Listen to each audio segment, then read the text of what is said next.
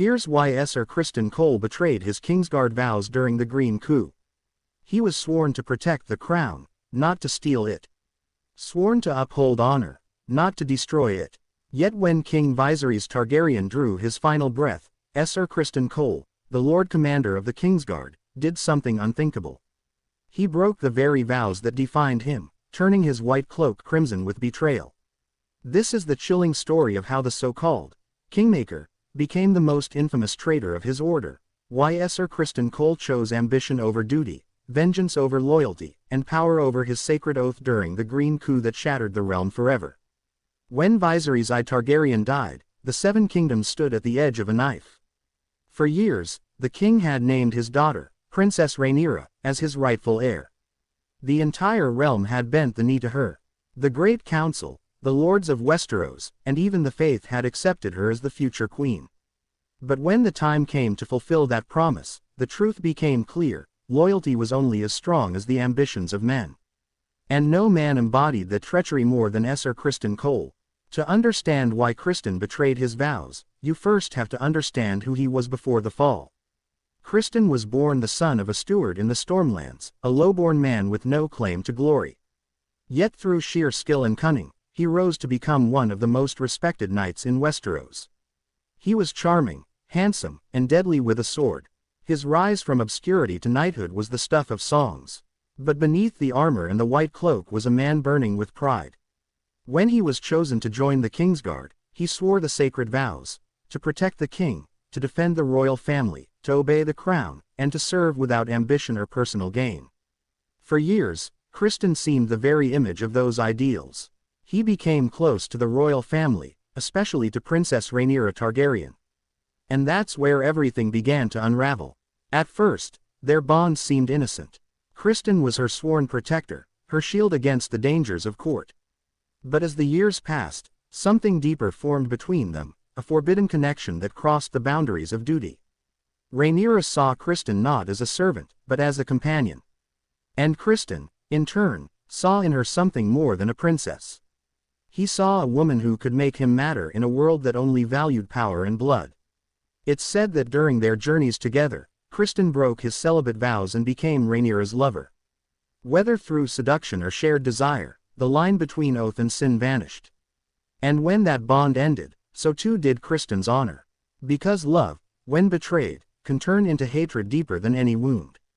When Rhaenyra rejected him, whether by choice, pride, or duty, Criston was shattered. He offered to flee with her, to abandon court and live a simple life far from the scheming halls of King's Landing. But Rhaenyra refused. She was the heir to the throne. Her destiny was not to run away, but to rule. To Criston, that rejection wasn't just personal, it was humiliating. He had broken his vows, risked his honor, and given his heart, only to be cast aside. That moment planted a seed of bitterness that would grow into betrayal.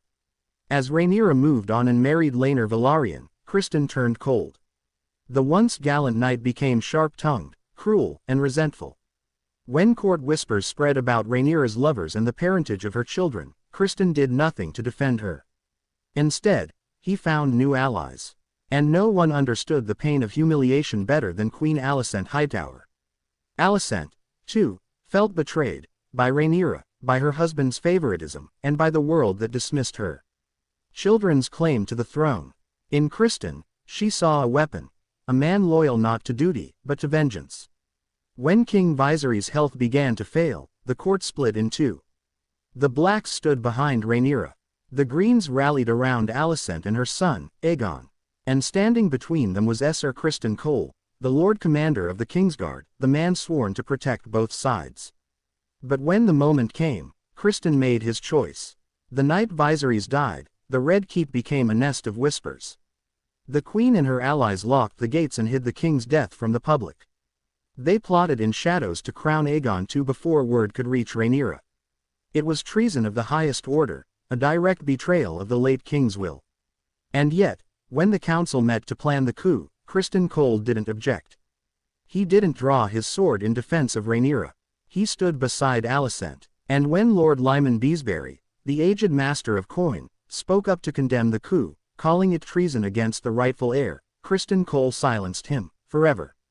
Some say he slammed Beesbury's head against the table, others say he drew his sword and slit his throat. Either way, the message was clear. The Lord Commander of the Kingsguard had just murdered an innocent man in cold blood. From that moment, the Kingsguard's honor was broken. Why did he do it? Why would a man sworn to protect the royal family commit murder and treason? Because to Criston, the vow no longer meant what it once did. In his mind, Rhaenyra had already broken her own vow, to be pure, to be just, to rule with dignity. He had come to see her as a liar, a woman who had mocked his love and corrupted his faith. To him, she was unfit to rule. Alicent, on the other hand, offered him purpose. She spoke of justice, of protecting her children, of preserving the realm from chaos. She made him believe that by serving the Greens, he was not betraying his oath, but fulfilling it. In truth, he wasn't serving the crown. He was serving his pride. The coup that followed was ruthless.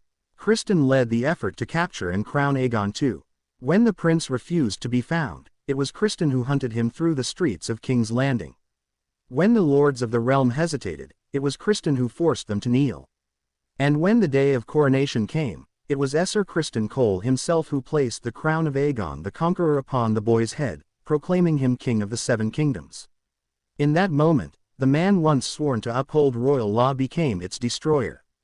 He was no longer the Knight of the Kingsguard. He was the Kingmaker. But the cost of that betrayal was steep.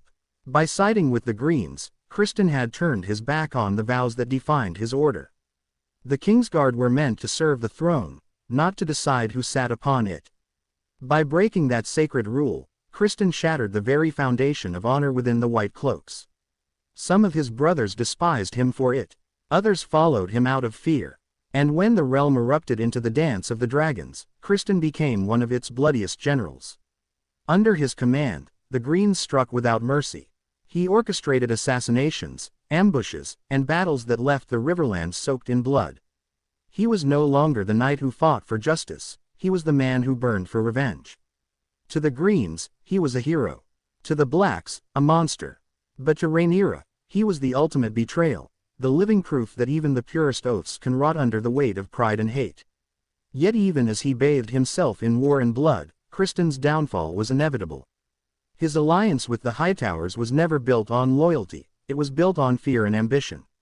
As the war dragged on, and the dragons turned the skies black, Criston's arrogance grew. He believed himself untouchable, the true hand behind Aegon's power. But dragons don't care for politics. In the chaos of the war, as green forces fell one by one, Criston began to see his empire crumble. The small folk cursed his name. Lords abandoned his cause. Even his king turned bitter and paranoid. And when his enemies surrounded him, there was no one left to protect him. The man who had sworn to defend others died defending only himself. So, why did Sir Criston Cole betray his vows?